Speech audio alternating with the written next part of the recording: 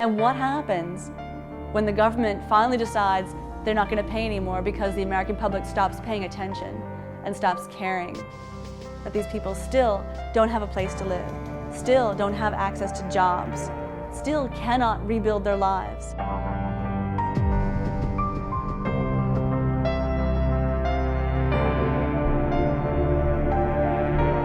My life was in there. Now I'm homeless. Never been there, never did that. I want to come back here, 3106 Lawset Place. This is where I want to be. Katrina is still alive. People have no idea. Because when they turn on the TV, and it's not their fault because the news media doesn't cover this, but when you turn on the TV, they see Bourbon Street, they see the Saints, they see the French Quarter, they say, oh, New Orleans is finished. Cross the bridge, come to the lower Ninth Ward. Katrina is still alive. Corporate America wants to come back, but they're not coming back because there's no people. And the people want to come back, but they're not coming back because there's no stores. So it's like, what came first, the chicken or eggs? I came back to start the Ninth Ward project, which I really didn't know what it would be, but I knew that there needed to be a distribution center. I knew that the city has been trying for years to take certain parts of the Ninth Ward, so I assumed that they'd be discouraging people from coming back, which is accurate. So the home ownership rate that we had here, and what I'd really ideally like to see people get back to, are these properties that have been passed down from generation to generation within their families.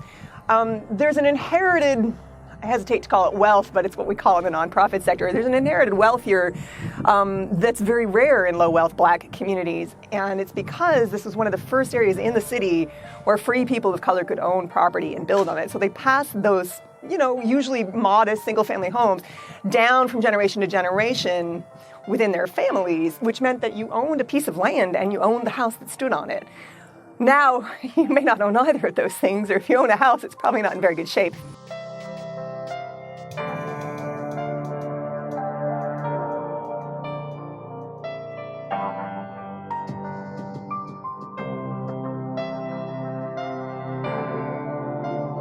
This is basically, to me, most important thing of what happened in Katrina.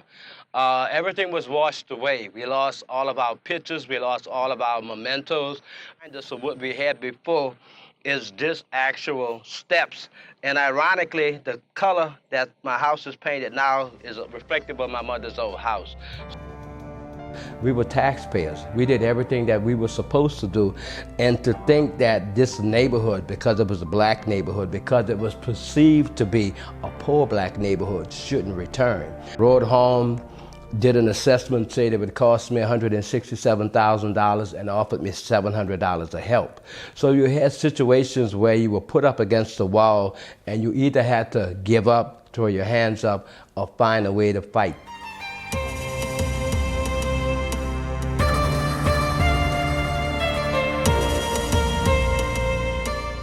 I went to a green building conference here in New Orleans, and there were staff members from the New Orleans Redevelopment Authority participating in a panel discussion, and when they were asked, they had hundreds of properties here in the lower Ninth Ward. And somebody in the audience said, I don't understand, where did this property come from? And they couldn't answer the question. And that to me is a really big sign of some collective deafness at that office that I think is really, really troubling.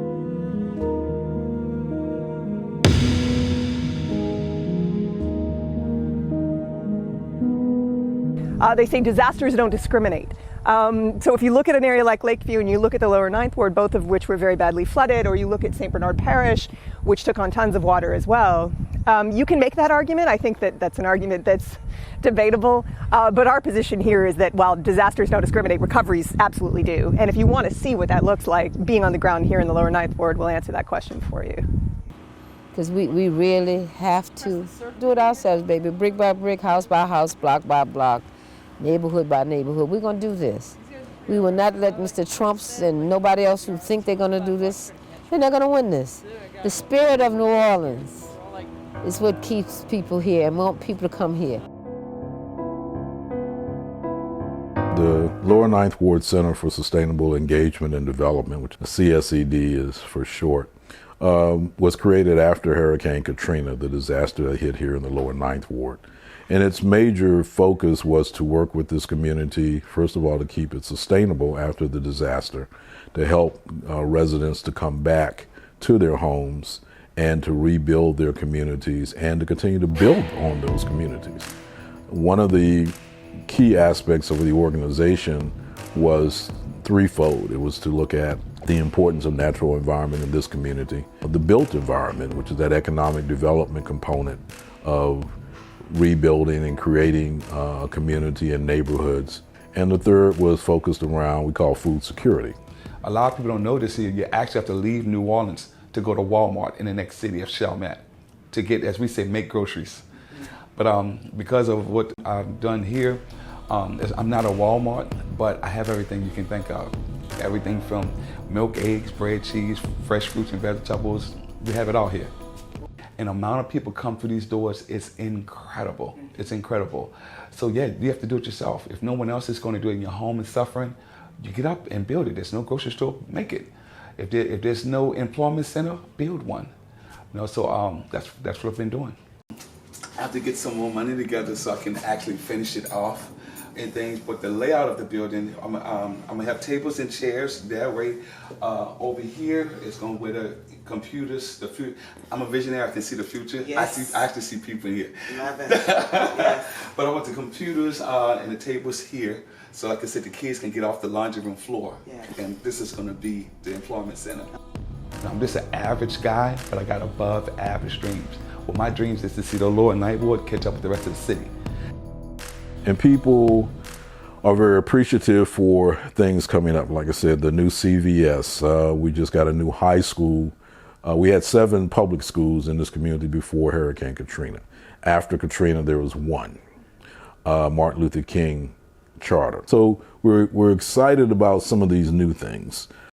What do you want the rest of the world to know about the Lower Ninth Ward? The rest of the world to know about the Lower Ninth Ward is that we can come back. We are coming back. We will come back. There's no question about it.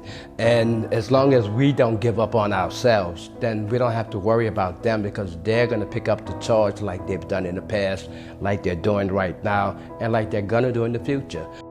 What happens here is going to happen in San Francisco when the next earthquake hits. Could it happen in anywhere that there is any kind of disaster, whether it's a man-made, whether it's a terrorist strike, whatever happens here will be mirrored